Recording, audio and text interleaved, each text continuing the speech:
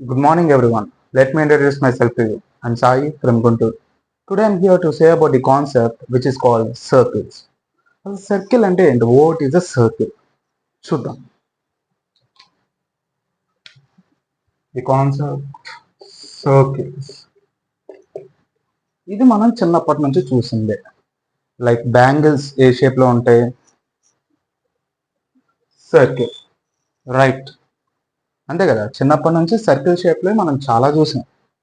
అసలు సర్కిల్ అంటే ఏంటి? దాని డెఫినేషన్ చూద్దాం ఇప్పుడు. డెఫినేషన్ ఏంటంటే the set of all points which are equidistant from a fixed point. అర్థం కాలేదా? ఒకసారి క్లియర్ గా డయాగ్రామాటిక్ గా చూద్దాం. The set of all points which are equidistant from a fixed point. ఇది ఒక ఫిక్స్డ్ పాయింట్ తీసుకుంటే ఒక ప్లేన్ లో, అక్కడ నుంచి ఒక రేడియస్ నేను సర్టెన్ డిస్టెన్స్ 4 అనుకుంటున్నాను. సర్టెన్ డిస్టెన్స్ 4 సర్కిల్ నుంచి డిస్టెన్స్ 4 తో ఫామ్ అయ్యే పాయింట్స్. సో ఈ ఫిక్స్డ్ పాయింట్ నుంచి ఇక్కడ వరకు ఉన్న డిస్టెన్స్ కూడా 4. ఈ ఫిక్స్డ్ పాయింట్ నుంచి ఈ పాయింట్ వరకు ఉన్న డిస్టెన్స్ కూడా 4. సో అలా ఈక్వల్ డిస్టెన్స్ లో ఫామ్ అయ్యే కొన్ని సెట్ ఆఫ్ ఆల్ పాయింట్స్, దాన్ని సర్కిల్ అంటాం. అండర్స్టాండ్? సో ఇప్పుడు ఆ ఫిక్స్డ్ పాయింట్ ఏమంటాం? ఫిక్స్డ్ పాయింట్ ని మనం సెంటర్ అంటాం. C is nothing but a centre. Centre నుంచి సర్కిల్ కి టచ్ అయ్యే లైన్ ఏదైతే ఉందో, సెంటర్ నుంచి సర్కిల్ కి టచ్ అయ్యే లైన్ ఏదైతే ఉందో దాన్ని మనం రేడియస్ అంటాం. స్మాల్ ఆర్ తో డినోట్ చేస్తాం. అసలు రేడియస్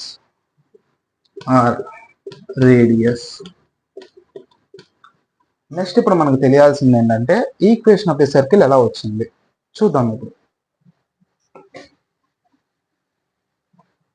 ఒక కోఆర్డినేట్ ప్లేన్ తీసుకుంటున్నాను. కోఆర్డినేట్ ప్లేన్ లో సెంటర్ అనేది నేను ఆరిజిన్ గా తీసుకుంటున్నాను. ఇక్కడ సెంటర్ అనేది నేను ఆరిజిన్ గా తీసుకుంటున్నాను. Take origin as centre.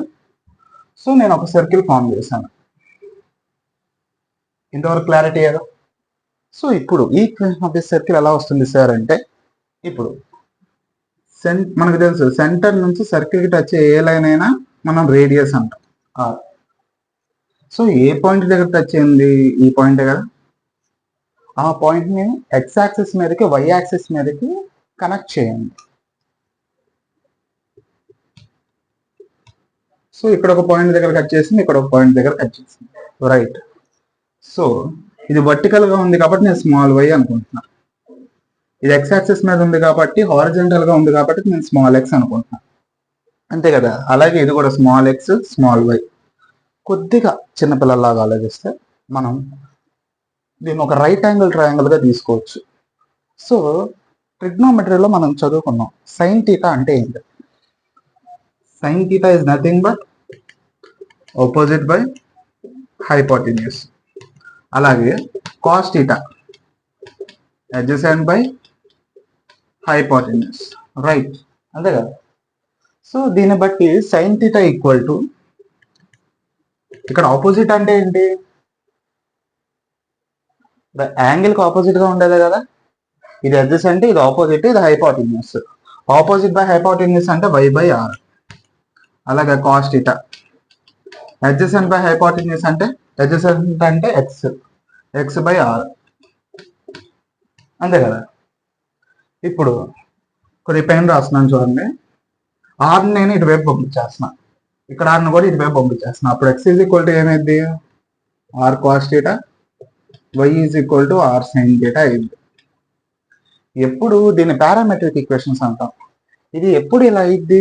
Centre అనేది ఆరిజిన్ అయినప్పుడు, సెంటర్ అనేది 0,0 ఉన్నప్పుడు పారామెట్రిక్ ఈక్వేషన్ అంటే x is equal to r cos theta, y is equal to r sine theta. ఓకేనా? దీన్ని స్క్వేర్ చేయండి, స్క్వేరింగ్ ఆన్ బోత్ సైడ్స్. అప్పుడు ఏమైంది? X square equal to are square cos square theta, y square equal to are square sine square theta. అంతే కదా. దీని equation 1 అనుకోండి, దీని ఈక్వేషన్ 2 అనుకోండి. యాడింగ్ 1 and 2 చేయండి. అప్పుడు X square plus why square equal to are square into sine square theta plus cos square theta. ఇది ఎక్కడ చూసినట్టుందా? Sine square theta plus cos square theta అంటే ట్రిగ్నోమెట్రీలో ఐడెంటిటీ. దీని వాల్యూ టోటల్గా ఏమంటే 1 అవుతుంది. Sine square theta plus cos square theta equal to 1. So therefore మనకి మిగిలింది ఏంటి, X square plus why square equal to are square. ఇదే మనకి equation of the circle. Equation of the circle ఏంటయ్యా అంటే సెంటర్ ఆరిజిన్ ఉన్నప్పుడు ఈక్వేషన్ ఆఫ్ ది సర్కిల్ ఏంటంటే x square plus why square equal to are square. లేదు, సెంటర్ అనేది plane లో ఆరిజిన్ దగ్గర లేదు, ఇక్కడెక్కడో ఉంది ప్లేన్ లో అనుకుంటే సేమ్ ప్రాసెస్ రిపీట్ అయింది. ఈక్వేషన్ ఆఫ్ ది సర్కిల్ ఏమైంది, x minus h whole square plus y minus k whole square equal to are square. Process మొత్తం సేమ్. అర్థమైంది, ఈక్వేషన్ ఆఫ్ ది సర్కిల్ అలా వచ్చింది. నెక్స్ట్ కాన్సెప్ట్ చూద్దాం.